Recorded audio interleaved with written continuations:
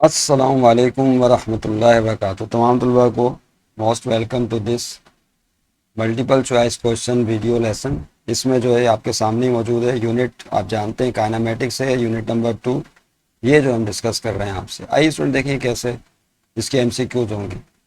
सबसे पहले है number 1, you can C scalar quantities have dash and suitable unit. Scalar quantities जो है वो क्या रखते हैं, मैग्नीट्यूड रखते हैं, डायरेक्शन रखते हैं, या बोथ ए एंड बी, यानी मैग्नीट्यूड और डायरेक्शन दोनों रखते हैं।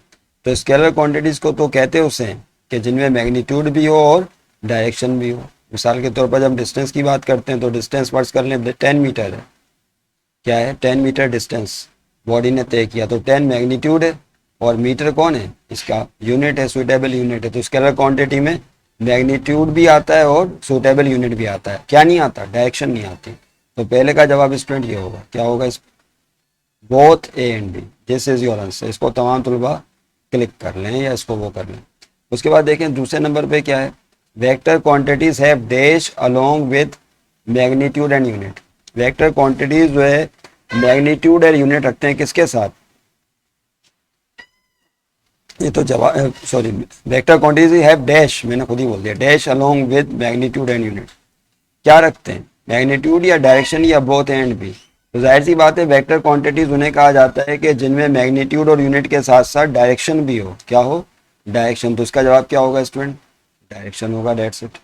तो वेक्टर क्वांटिटी में मैग्नीट्यूड और यूनिट के साथ, मैग्नीट्यूड और यूनिट तो आएगा ही आएगा, लेकिन साथ में डायरेक्शन भी आएगी। मिसाल के तौर पर अगर हम डिस्प्लेसमेंट की बात करें तो अब आपसे कहा जाता है कि फर्ज कर लें कार ने 10 मीटर का डिस्प्लेसमेंट तय किया टू ईस्ट, मशरिक की तरफ। तो अब देखिए ये डिस्टेंस और डिस्प्लेसमेंट में मामूली सा फर्क होता है, रखिएगा। डिस्टेंस में डायरेक्शन नहीं होती, लेकिन डिस्प्लेसमेंट में 10 मीटर टू ईस्ट, EAST लिखा हुआ है, EAST मशरिक की तरफ तय किया। तो इसका मतलब है कि यहाँ डायरेक्शन का जिक्र कर दिया, तो ये मैग्नीट्यूड हो गया, 10 मीटर हो गया और ईस्ट डायरेक्शन हो गया। तो याद रखिएगा वेक्टर डिस्प्लेसमेंट एक वेक्टर क्वांटिटी है। कौन सी क्वांटिटी है स्टूडेंट, वेक्टर क्वांटिटी है जिसमें मैग्नीट्यूड भी होता है, यूनिट भी होता है और साथ में डायरेक्शन भी होती है। समझ रहे हैं बात को। तीसरे नंबर पे आ जाए, which one is a vector quantity, इनमें से कौन सी क्वांटिटी वेक्टर है। तो मास स्केलर क्वांटिटी है, मास की डायरेक्शन नहीं होती। वेट, टाइम, टाइम की भी डायरेक्शन नहीं होती। वेट जो है वो वेक्टर क्वांटिटी, वेट क्या है, इसको तमाम तौर पर टिक कर लें, वेट वेक्टर क्वांटिटी है। क्योंकि कहाँ होती है वेट की डायरेक्शन, जब भी हम किसी ऑब्जेक्ट की बात करते हैं, याद करें स्टूडेंट्स, फर्ज कर लें आपके हाथ से कोई बॉल थी, छूट गई, तो वो किस तरफ गिरती है, अपने वजन की वजह से वो नीचे जाती है। क्योंकि हम जानते हैं कि जो ज़मीन है attract each and every body, अर्थ हर जिस्म को अपने मरकज़ की तरफ खींच रही है, जिससे उस बॉडी का वेट बनता है। तो वेट की डायरेक्शन हमेशा towards the centre of earth होती है, ज़मीन के मरकज़ की तरफ होती है। तो वेट जो है वेक्टर क्वांटिटी। और मास किसे कहते हैं, क्वांटिटी ऑफ मैटर को कहते हैं, मादे की मिकदार को। इसमें कहीं डायरेक्शन का जिक्र नहीं है। टाइम, टाइम का भी कहीं डायरेक्शन का जिक्र नहीं आता। बात लोग समझते हैं शायद टाइम जो है वो माजी से चल रहा है और मुस्तकबिल की डायरेक्शन में जा रहा है। तो ये फलसफियाना तारीफ तो हो सकती है डायरेक्शन, टाइम के डायरेक्शन होने का फलसफियाना सबूत तो हो सकता है, लेकिन फिजिकली टाइम जो है वो वेक्टर क्वांटिटी नहीं है, बल्कि टाइम स्केलर क्वांटिटी है। समझ रहे बात को। इसकी मिसाल है, जब अगर कोई किसी से टाइम पूछता है कि भाई क्या टाइम हुआ आपकी घड़ी में, तो कभी सुना आपने किसने कहा होगा मेरी घड़ी में 3:05 हुए मशरिक की डायरेक्शन में। तो डायरेक्शन कहाँ बताई जाती है टाइम बताते वक्त। तो वेट जो है वो वेक्टर क्वांटिटी। नंबर 4 पे आ जाए। नंबर 4 है which one is a scalar quantity, इनमें से कौन सी स्केलर क्वांटिटी है। स्केलर क्वांटिटी उसे कहते हैं जिसमें डायरेक्शन नहीं बतानी पड़ती या जो डायरेक्शन नहीं रखती। तो फोर्स, यस, वेक्टर क्वांटिटी है। वेलोसिटी की भी वेक्टर क्वांटिटी है। लेकिन याद रखिएगा कि यहाँ पर जो अभी बताया टाइम, टाइम जो है वो स्केलर क्वांटिटी, ये जवाब होगा। टाइम कौन है, scalar. Which one is a scalar पूछा था, तो टाइम जो है वो स्केलर क्वांटिटी, ये सही जवाब होगा। जबकि फोर्स और वेलोसिटी दायरे फिर वेक्टर हो जाएंगे। उसके बाद नेक्स्ट देखें स्टूडेंट क्या है, नेक्स्ट है distance. Distance is a dash quantity. बताइए डिस्टेंस कौन सी क्वांटिटी है, वेक्टर है, स्केलर है, या बोथ ए एंड बी है। वेक्टर और स्केलर दोनों है। तो याद रखिएगा डिस्टेंस पे भी ऊपर बात कर ली है, बहुत ही आसान है, एमसीक्यूज हैं, तो ऐसे ही आपको बच्चों की तरह। डिस्टेंस क्या है, scalar quantity. Distance scalar quantity है। मेरा ख्याल ये बहुत ही आसान दे दिया इन्होंने टास्क, और यहाँ पर आराम से कर सकते हैं।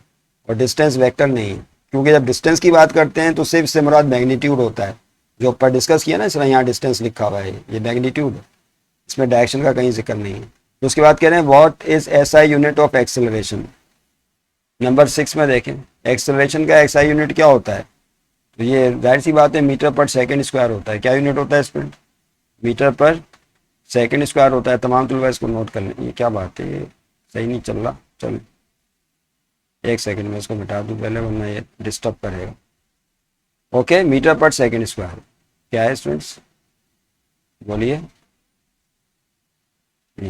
कमाल हो गया, फिर से मिटाना पड़ेगा। समझ गए ना, बस ये है मीटर पर सेकेंड स्क्वायर। कैसे होता है देख लें। एक्सेलरेशन का फार्मूला याद है सबको? एक्सेलरेशन का फार्मूला क्या आता है? Rate of change of velocity. नहीं तो वेलोसिटी को मीटर पर सेकंड में नापते हैं। किसमें?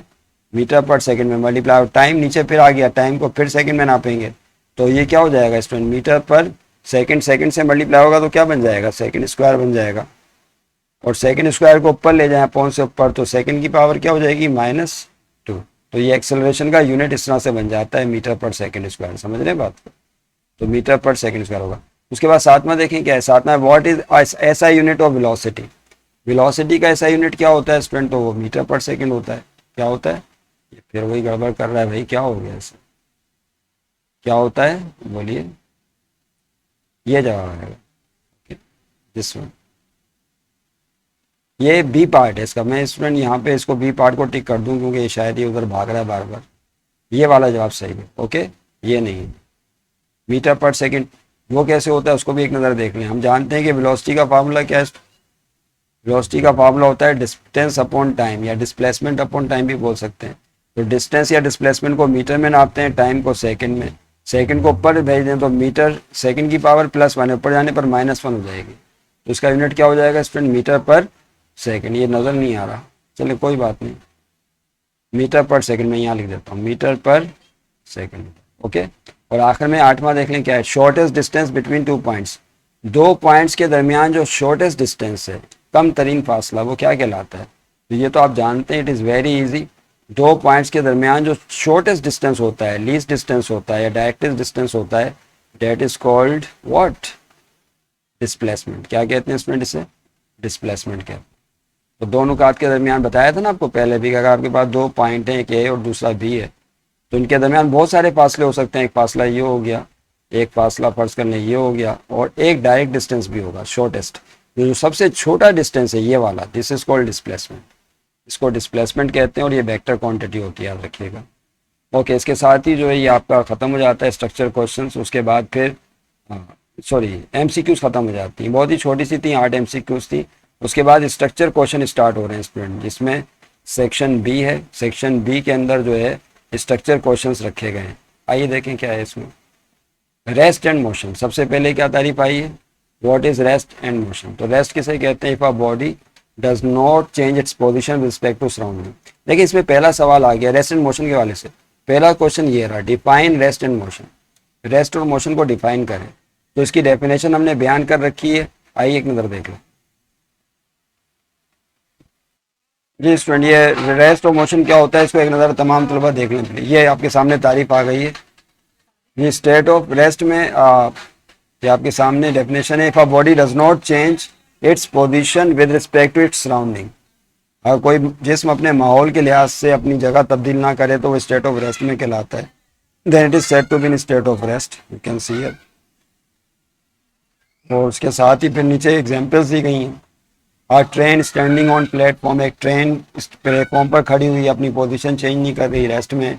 आ बस स्टैंडिंग ऑन बस स्टॉप, नहीं ये पहली मिसाल हो गई। दूसरी में आप बस standing on bus stop, bus stop पे जब बस रुकी होती है तो पोजीशन चेंज नहीं कर रही, स्टेट ऑफ रेस्ट में कहलाएगी। तीसरी मिसाल आप book lying on a table are example of state of rest. एक किताब जो कि टेबल पे रखी हुई अपनी पोजीशन चेंज नहीं कर रही तो वो स्टेट ऑफ रेस्ट में कहलाएगी। बहुत सारी चीज़ें नज़र आती हैं। स्टेट ऑफ मोशन देख लें स्टूडेंट क्या है। स्टेट ऑफ मोशन की भी डेफिनेशन पूछी थी उन्होंने, रेस्ट एंड मोशन दोनों पूछा है ना।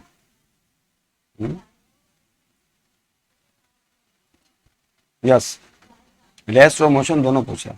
आइए उसके बाद देखिए मोशन में क्या है। If a body changes its position, ये आ गया। इफ अ बॉडी, अगर कोई बॉडी अपनी पोजीशन चेंज करे with respect to its surrounding, surroundings अपने इर्द गिर्द के लोगों, माहौल, बिल्डिंग्स, पौधे, जो भी चीज़ें इर्द गिर्द उसके होती हैं, उसके लिहाज से अपनी पोजीशन चेंज करे, then it is said to be in state of motion, तो उसको हालत हरकत में कहेंगे।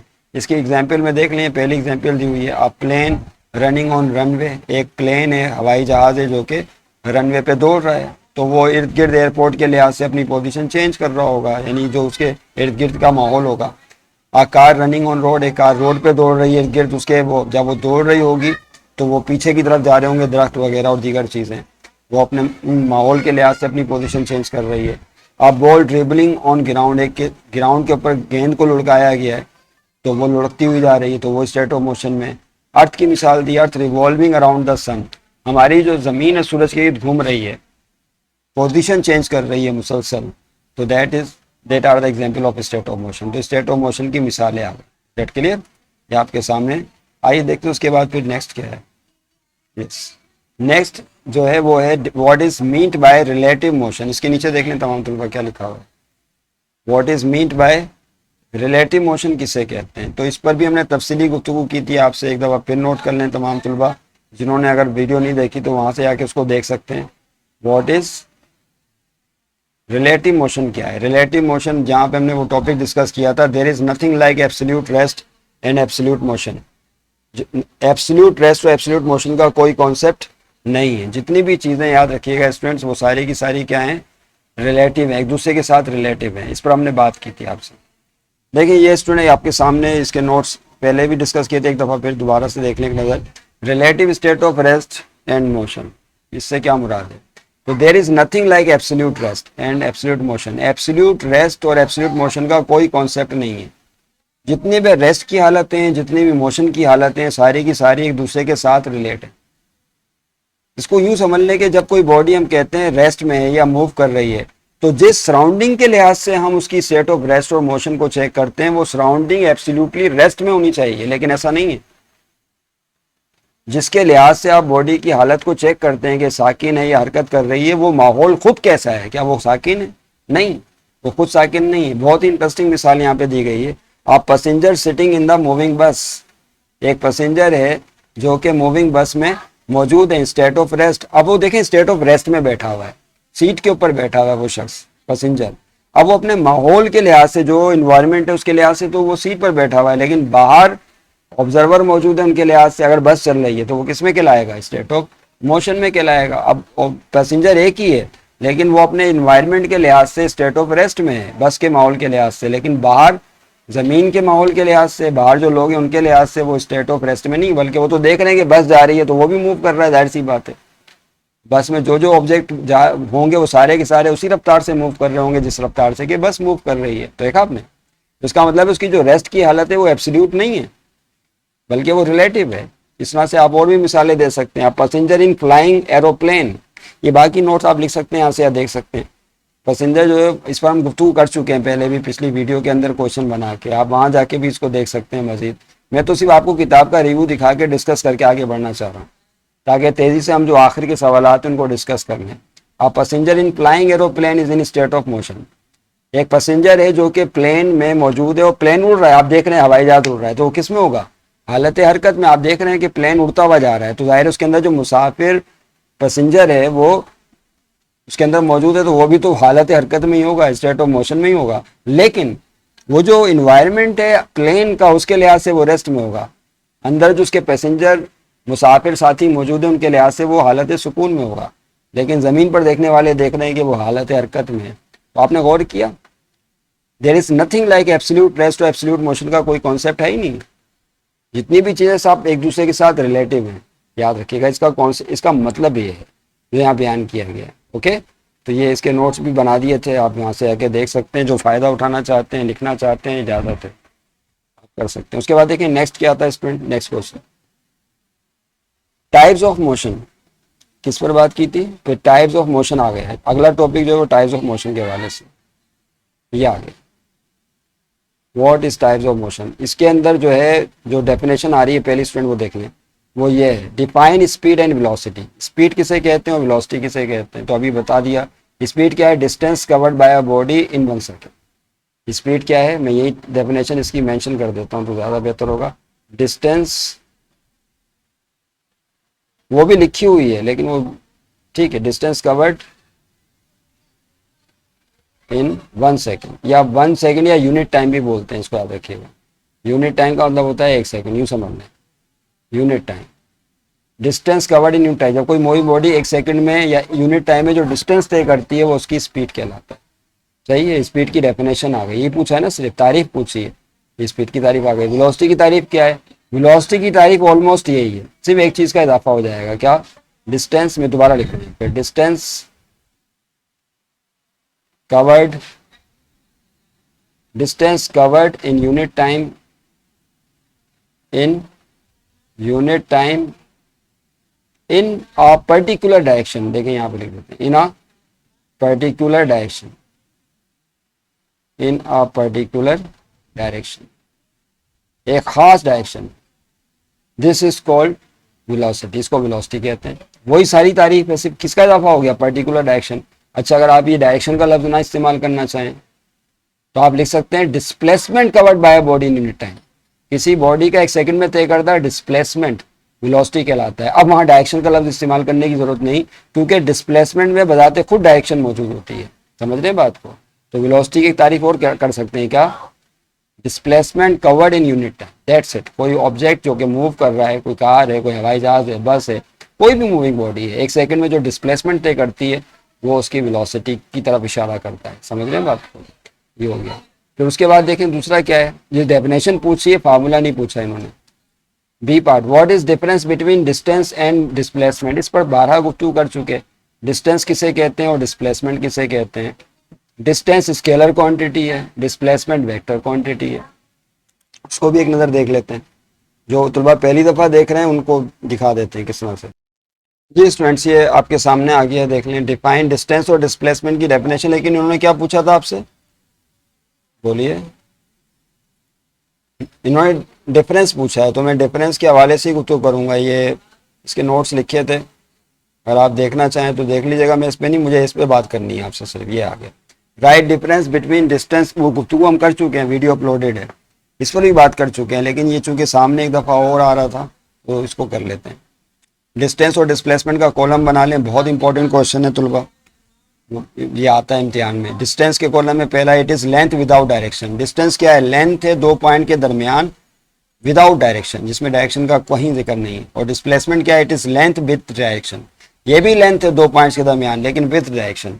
वही लेंथ उसके साथ डायरेक्शन लगती है तो डिस्प्लेसमेंट बन जाता है। ठीक है। डिस्टेंस का दूसरा पॉइंट क्या है? देखें स्टूडेंट्स, पहला हो गया, पहला डिस्कस कर लिया, ठीक है। दूसरा देखें, इट इज स्केलर। ये स्केलर क्वांटिटी है, जाहिर है डायरेक्शन नहीं होती तो उसको स्केलर कहते हैं। और डिस्प्लेसमेंट क्या है? इसकी डायरेक्शन होती है, क्योंकि हमेशा जो शॉर्टेस्ट डिस्टेंस होता है उसको डायरेक्टेड डिस्टेंस भी कहते हैं, खास डायरेक्शन में होता है। तीसरा पॉइंट देखें क्या है? There are more than 1 distances between 2। ये इंटरेस्टिंग है, 2 पॉइंट्स के दरमियान कई फासले हो सकते हैं, लेकिन देयर इज ओनली, बट क्या हो गया भाई इसको, क्या कर, but there is only 1 displacement between 2 points. लेकिन 2 पॉइंट्स के दरमियान डिस्प्लेसमेंट एक ही होगा। नहीं समझे बात को? अब ये 2 पॉइंट्स है, अगर फर्ज कर लें, पॉइंट ए और ये पॉइंट बी है, तो ए और बी के दरमियान तो बहुत सारे फासले हो सकते हैं। एक फासला ये हो सकता है, एक फासला ये हो सकता है, कई फासले हो सकते हैं, लेकिन डिस्प्लेसमेंट एक ही फासला होगा, डायरेक्ट वाला, शॉर्टकट फासला। तो डिस्प्लेसमेंट एक ही होगा, डिस्टेंस बहुत सारे हो सकते हैं, इसका मतलब ये है। उसके बाद देखिए, इट इज डिनोटेड बाय, ये आपके सामने आ गया। अगला पॉइंट क्या है? It is denoted by S या डी। डिस्टेंस को एस से शो करते हैं, और इट इज एस या डी से। और ये जो डिस्प्लेसमेंट है इसको भी एस या डी से ही शो करते हैं, लेकिन बिल हम ऊपर एरो बना देते हैं इस तरह से, क्योंकि वेक्टर क्वांटिटी है ना, तो वेक्टर के लिए ऊपर एक एरो बना दिया जाता है। तो ये भी एक तरीका है। फार्मूला क्या है इसका? फार्मूला अलग है वेलोसिटी का, लेकिन उसको डिस्टेंस के लिए बना लिया। डिस्टेंस का फार्मूला स्पीड इनटू टाइम है, स्पीड के फार्मूले से बनाया है ये। और डिस्प्लेसमेंट का क्या फार्मूला हो गया? Velocity into time. तो ये वेलोसिटी या स्पीड के फार्मूलों से ही हमने डिस्टेंस या डिस्प्लेसमेंट को अलग कर लिया। Get clear? तो बहरहाल ये आपके सामने आ गई बातें, तो तमाम तुलबा जो है इसको याद रखें। आइए दोबारा वहीं चलते हैं। स्ट्रक्चर क्वेश्चन जो चल रहे थे हमारे, वो क्या थे स्टूडेंट्स? ये थे। तो ये भी हो गया। अब तीसरा है, एक्सेलरेशन किसे कहते हैं? व्हाट इज एक्सेलरेशन, ये अगला था। Define acceleration. तो एक्सेलरेशन किसे कहा जाता है? The rate of change of velocity. Acceleration ये बताया भी, क्या किसी ऑब्जेक्ट की वेलोसिटी यानी रफ्तार कम हो रही हो या ज़्यादा हो रही हो तो हम ये कहते हैं कि उसमें एक्सेलरेशन पैदा हो गया। तो the rate of change of velocity is called acceleration. मैं तारीफ यहाँ पे लिख देता हूँ। क्या तारीफ है स्टूडेंट इसकी? आप में से जो लिखना चाहें इस तारीफ को बिल्कुल लिख सकते हैं। The rate of change of, बहुत ही मशहूर डेफिनेशन है, change of velocity, the rate of change of velocity is called acceleration. इसको यूं भी डिफाइन कर सकते हैं, rate of change of velocity कह दिया आपने, the change in velocity per unit time, यूं भी कह सकते हैं।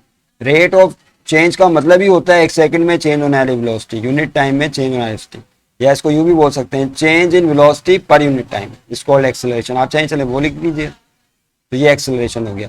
तो एक्सेलरेशन का फार्मूला पूछा नहीं है लेकिन फिर भी देख लें क्या होता है, delta we upon delta T. ये एक्सेलरेशन का फार्मूला है। ऊपर टाइम आएगा और नीचे, सॉरी, ऊपर वेलोसिटी में चेंज आएगा और नीचे टाइम आएगा। तो एक सेकंड में जो वेलोसिटी में चेंज आएगा डेट इज कॉल्ड एक्सेलरेशन, उसको एक्सेलरेशन कहा जाता है। तो इस तरह से फिर एक्सेलरेशन की तारीफ सामने आ जाती है। समझ रहे हैं बात को? तो एक्सेलरेशन की तारीफ क्या बनी? The rate of change of velocity is called acceleration.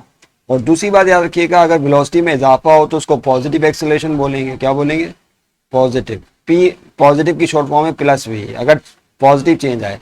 तो अगर वेलोसिटी में निगेटिव कमी हो रही है, ब्रेक लगा दिए ड्राइवर ने, तो वेलोसिटी कम होगी, रफ्तार कम होगी, तो निगेटिव चेंज आएगा। अगर पॉजिटिव एक्सेलरेशन हो तो सिंपली उसको एक्सेलरेशन ही बोलते हैं। लेकिन निगेटिव, अगर निगेटिव चेंज आ रहा हो तो उसमें निगेटिव एक्सेलरेशन पैदा हो जाएगा। फिर से, वेलोसिटी में पॉजिटिव चेंज आ रहा हो तो उसको पॉजिटिव एक्सेलरेशन बोलेंगे। अगर वेलोसिटी में निगेटिव चेंज आ रहा हो तो पैदा होने वाला एक्सेलरेशन निगेटिव एक्सेलरेशन कहलाएगा। तो एक्सेलरेशन दो तरह के हो गए, एक पॉजिटिव और दूसरा निगेटिव। निगेटिव एक्सेलरेशन को डिसेलरेशन भी बोलते हैं। क्या बोला जाता है? ये वो टर्म है जो इस्तेमाल होती है और आपको याद होनी चाहिए, डिसेलरेशन, और इसी का दूसरा नाम रिटार्डेशन भी है, रिटार्डेशन। तो याद रखिएगा, निगेटिव एक्सेलरेशन तब पैदा होता है जब वेलोसिटी या रफ्तार में कमी वाक़ई हो रही हो, तो इसको डिसेलरेशन या रिटार्डेशन कहते हैं। और अगर वेलोसिटी में इजाफा हो रहा हो तो उसको सिर्फ पॉजिटिव एक्सेलरेशन कहा जाता है। समझ लें बात को? और आखिर में जो है इसके स्ट्रक्चर क्वेश्चंस के हवाले से, अभी ख़त्म तो नहीं हुआ, इसके कई टॉपिक इन्होंने बनाए हैं, डी पार्ट है, ये न्यूमेरिकल है। आइए स्टूडेंट देखते हैं न्यूमेरिकल कैसे सोल्व हो, इसको सोल्व करो। ये स्टूडेंट ये देखें आपके सामने, इसको हम लेकर आ रहे हैं, आप आ जाए। स्क्रीन में चेंज कर रहा हूँ, ये डी पार्ट कर रहे हैं हम लोग, न्यूमेरिकल है ये स्क्रीन चेंज कर देते हैं। ये आ गया इसका कैलकुलेट, वही क्वेश्चन दोबारा लिख दिया था यहाँ पर ब्लैक से, आप भी लिख लें। Calculate the acceleration of a bus, एक बस का एक्सेलरेशन बताएं, that speed up from 20 meter per second to 40 meter per second in 8 seconds. देखिए, जब आप क्वेश्चन को न्यूमेरिकल प्रॉब्लम कहलाता है तो सबसे पहले इसमें डेटा लिखते हैं स्टूडेंट्स। क्या बनाते हैं? आइए डेटा बनाते हैं। इसमें डेटा में जो इन्फॉर्मेशन गिवन होती है उसको लिखा जाता है। मिसाल के तौर पर यहाँ पे क्या क्या दिया हुआ है, कैलकुलेट द एक्सेलरेशन, क्या मालूम करना है? एक्सेलरेशन कैलकुलेट करना है। तो एक्सेलरेशन को स्टूडेंट किससे शो करते हैं? एक ही अलामत से शो करते हैं एक्सेलरेशन को। चले मैं पूरा लिख देता हूँ। एक्सेलरेशन जो है वो ए से शो किया जाता है, ये कैलकुलेट करना है। उसके बाद अगर मैं आपसे पूछूं बस का डेट स्पीड अप, जिसकी रफ्तार बढ़ रही है फ्रॉम 20 मीटर पर सेकेंड से 40 मीटर पर सेकेंड। अब ये 20 और 40 क्या है, तो आप फ़ौरन देखिएगा ये भी वेलोसिटी है, मीटर पर सेकेंड वेलोसिटी का यूनिट है, ये भी वेलोसिटी है, तो उसको इनिशियल बोलेंगे वी आई, और इसे क्या बोलेंगे स्टूडेंट? Final velocity. तो यहाँ पे दो तरह की वेलोसिटीज दे दी, एक इनिशियल वेलोसिटी कहलाती है, तलबा परेशान रहते हैं कि ये क्या है, तो शुरू में जो रफ्तार दी होती है उसको इनिशियल का लफ्ज़ इस्तेमाल करते हैं और वी आई की अलामत से शो करेंगे, that is 20 meter per second. और उसके बाद जो वेलोसिटी है उसको फाइनल वेलोसिटी बोलते हैं। क्या? Final velocity. और इसको वी एफ की अलामत से शो करते हैं। वी का मतलब वेलोसिटी, एफ का मतलब final, that is 40 meter per second. ठीक है, ये आपके सामने। और 8 सेकेंड, एक चीज़ तो रह ही गई, 8 सेकेंड, ये कौन है? That is time. यानी ज़ाहिर है वेलोसिटी बढ़ी तो टाइम तो लगा होगा ना, और टाइम को किसे शो करते हैं स्टूडेंट? टी की अलामत से। तो डेट इज़ 8 सेकेंड्स का टाइम लगा। ये आपके सामने डेटा तैयार हो गया। बाद लोग इस डेटा में भी हेडिंग डालते हैं रिक्वायर्ड की, और एक रिक्वायर की भी हेडिंग डाल देते हैं, गिवन की हेडिंग डालते हैं, तो वो भी ठीक है। तो ये इन तीनों को आप गिवन में डाल सकते हैं और ये एक और रिक्वायर्ड में डाल सकते हैं। तो डेटा के भी दो पार्ट बना लेते हैं वो, ठीक है। वो भी सोल्व, और आखिरी हेडिंग क्या होती है इसके बाद? सोल्व की। अब देखिए यहाँ पर जब आप इस क्वेश्चन को सोल्व करेंगे कि बस की वेलोसिटी में पॉजिटिव चेंज आया तो एक्सेलरेशन तो होगा। अब वो एक्सेलरेशन कैसे निकाला जाए, तो याद रखिएगा 3 इक्वेशंस ऑफ मोशन है जिसके जरिए न्यूमेरिकल सॉल्व किए जाते हैं। किरण आपको याद होगा जिन्होंने ड्राइव कर रखी है इक्वेशन, क्योंकि न्यूमेरिकल करने से पहले आपको ये इंफॉर्मेशन पक्की पक्की आनी चाहिए। कौन कौन सी, पहली इक्वेशन कौन सी कहलाती है, देखिए याद करें, मैं यहाँ स्टॉप कर दिया मैंने सोल्यूशन को, सोल्यूशन यहाँ से नहीं होगा। एक कहलाती है V F is equal to V I plus A T, ये फर्स्ट इक्वेशन ऑफ मोशन। और दूसरी कहलाती है S is equal to V I T plus half A T square. और तीसरी इक्वेशन कहलाती है स्टूडेंट, ये आप सब ड्राइव कर चुके होंगे, कि नहीं किया तो पहले जाके डेरिवेशन इसकी देखें या पहले उसकी डेरिवेशन की प्रैक्टिस करें। ये आप तीसरी इक्वेशन है, 2s is equal to V F square minus V I square. इसमें 5 एलिमेंट होते हैं, V I, V F, A T और एस। तो अब इनको इस्तेमाल करके हम न्यूमेरिकल प्रॉब्लम को सॉल्व करते हैं अकॉर्डिंग टू गिवन कंडीशन, जो कंडीशन डेटा में गिवन होती है। हमें ए मालूम करना है, तो एक्सेलरेशन ए पहली में भी है, दूसरी में भी है और तीसरी में भी है, लेकिन बाकी चीज़ें देखनी पड़ेंगी कि क्या क्या दी हुई है। तो देखिए आपको वेलोसिटी वी आई दिया हुआ है, वी एफ दिया हुआ है और टाइम दिया हुआ है। तो इसका मतलब है कि पहली इक्वेशन को इस्तेमाल किया जाएगा, क्योंकि हमें वी एफ मालूम है 40 मीटर पर सेकेंड, वी आई हमें पता है 20 मीटर पर सेकेंड और टाइम हमें पता है 8 सेकेंड। और मालूम क्या करना है, एक्सेलरेशन। तो यस, आप इसके ज़रिए एक्सेलरेशन कैलकुलेट कर सकते हैं फर्स्ट इक्वेशन के ज़रिए। दूसरी इक्वेशन से नहीं कैलकुलेट कर सकते क्योंकि इसमें डिस्टेंस नहीं पता। तीसरी इक्वेशन भी नहीं इस्तेमाल कर सकते एक्सेलरेशन मालूम करने के लिए, क्योंकि डिस्टेंस नहीं मालूम। तो जैसी सिचुएशन होती है क्वेश्चन को उसके मुताबिक ही हल किया जाता है। समझ रहे बात को स्टूडेंट्स? तो ये तो खैर एक इन्फॉर्मेशन आ गई थी बीच में, ये नहीं लिखिएगा, ये सोल्यूशन का हिस्सा नहीं है। सोल्यूशन यहाँ से स्टार्ट होगा आपका सॉल्व, सही है। ये पार्ट लिखने की जरूरत नहीं है आपको, मैं इसको वो कर देता हूँ ब्लॉक। सॉल्व के लिए क्या लिखेंगे, फ्रॉम या बाय यूजिंग, जो भी सुइटेबल लफ्ज आपको लगता है वो इस्तेमाल करें। By using first equation of motion.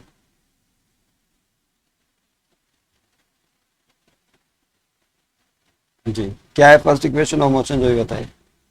We F is equal to V I plus A T, ये इक्वेशन इस्तेमाल करें। अब इसमें जो चीजें आपको पता है वो पुट कर दें। वी एफ फाइनल वेलोसिटी आपको मालूम है, बोलिए। यस, फाइनल वेलोसिटी कितनी दी हुई है, 40, यही है ना 40 दी हुई। देखो डेटा में वी एफ की जगह क्या आएगा, 40। फिर V I, V I initial velocity है ये 20 मीटर पर सेकेंड, तो फाइनल वेलोसिटी हो गई 40। उसके बाद इनिशियल वेलोसिटी लगानी है, तो वो कितनी है 20, तो यहाँ पे 20 लगा दें। ठीक है, क्या आ जाएगा बोलें, plus acceleration into time. Acceleration कहाँ पर है, ये रहा एक्सेलरेशन, ये तो मालूम करना है। ठीक है, इसकी जगह ए की जगह ए ही रहेगा, ये तो पता करना है ना जो चीज़ मालूम।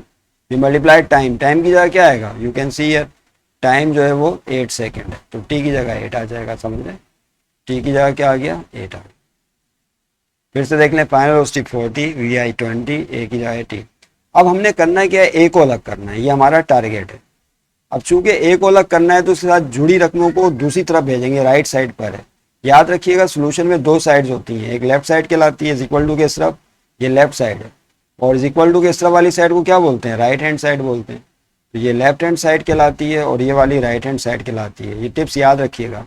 तो चूंकि एक्सेलरेशन राइट पर है, लिहाजा से जुड़ी रकमों को लेफ्ट पर भेजना शुरू कर दें। नहीं, जैसा चावल बनते हैं ना, तो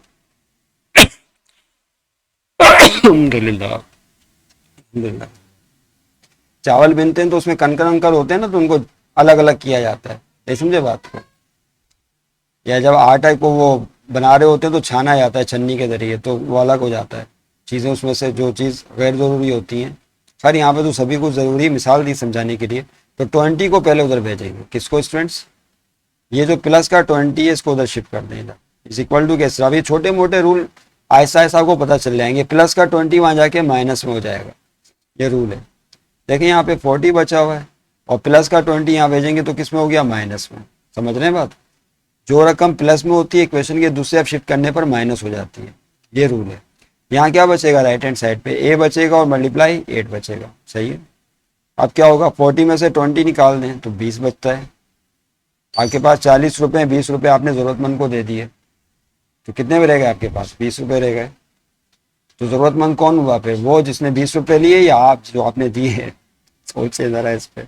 ए मल्टीप्लाई बाय 8, तो 40 में से 20 क्या, 20 बचेगा और ए मल्टीप्लाई बाय 8। अब क्या करना है, अब बारी है 8 की, हमें तो ए चाहिए, 8 को उधर भेजें। तो अब यहाँ पे 8 कौन सा अमल कर रहा है, सोचना पड़ेगा। ये मल्टीप्लाई का अमल कर रहा है, दूसरा भेजेंगे तो किस में आ जाएगा, डिवाइड में आ जाएगा, नीचे आ जाएगा डिवाइड में। समझ रहे हैं बात को? तो ये रूल जो है ना ऐसा ऐसा पता चलना शुरू हो जाएंगे, लेकिन होगा तब जब टच में रहोगे, जब आप इसे करते रहोगे, करते करते चीजें आती हैं। 10 दफा कोई भी समझाएगा, समझ में नहीं आते आप, ठीक है समझना जरूरी होता है, लेकिन जब तक उस पर उसको इस्तेमाल नहीं करेंगे आप, उस पर अमल नहीं करेंगे, तब तक वो चीज़ आपको गेन नहीं होगी। तो इस्तेमाल करना सीखे चीज़ों को। मल्टीप्लाई 8 है, दूसरे अब किस में आ गया, डिवाइड में। तो यहाँ पे क्या रह गया 8। अब इसको डिवाइड कर लें, 20 को 8 से डिवाइड करते हैं तो क्या आता है, 8 बार 20 को अंदर रखें। तो यहाँ पर क्या करना पड़ेगा भाई, 8 1 8 8 2 16, 8 दूनी 16। दूसरी क्लास में आ जाओ, 2 से 1 कैरी करें 10, 10 में से 6 गया 4, यहाँ 1 बचेगा, 1 में से 1 गया कुछ नहीं, 4 छोटा हो गया 8 से, तो पॉइंट लगा क्या लगाना पड़ेगा 0। 8 पंजे 40, नहीं 40 में से 40 गया कुछ नहीं, तो क्या जवाब आया 2.5। इसका मतलब ये हुआ कि इसको डिवाइड करने पर 2.5 हासिल होगा। क्या होगा स्टूडेंट, साइड चेंज कर दें। अब जो चीज़ मालूम करनी होती है उसको लेफ्ट पे लिखते हैं, तो अब साइड चेंज कर दें, ए को लेफ्ट पर 2.5 को राइट पे। अब यहाँ पे साइन तब्दील नहीं करना, ये जस्ट एक साइड है, ये ऐसे ही जिस तरह लिखा हो b is equal to A, तो इसको आप यूँ लिख सकते हैं a is equal to B, B बराबर है ए के, तो इसका मतलब है a बराबर है बी के, दूसरा इतने में कोई हर्ज नहीं है। तो ये यूनिट इसका लिखेंगे आखिर में क्या, metre per second square, required acceleration. तो इसको क्या बोला जाएगा, ये आपने क्या निकाल लिया, सल्लल्लाहु अलैहि वसल्लम, सी इज रिक्वायर्ड एक्सेलरेशन के लिए सल्लल्लाहु ऑफ बस, और उसके साथ ही कर देते हैं बस। थैंक यू वेरी मच, फिर मिलेंगे नेक्स्ट क्लास में। खुदा हाफिज। अभी बाकी है काम, क्या क्या बाकी है मैं एक नज़र दिखा दूं क्या आपको? हाँ मैं देख लो फिर, अब वीडियो तो मैं यहाँ पे इसको ख़त्म कर रहा हूँ, बस एक नज़र मैं दिखाना चाह था कि अब जो बातें होंगी हमारी आपसे क्या होंगी। स्केलर एंड वेक्टर पे बात होगी, इक्वेशन ऑफ मोशन पे बात होगी, और मोशन ड्यू टू ग्रेविटी पे बात होगी। ये गुफ्तगू हमने अब आपसे करनी है इंशाल्लाह नेक्स्ट वीडियो में। इसके साथ ही ये चैप्टर ख़त्म हो जाता है, फिर यूनिट नंबर 3 डायनामिक्स से स्टार्ट करेंगे, ठीक है। तो अभी फ़िलहाल तो इसको यहीं ले आए, ये ख़त्म। Thank you very much.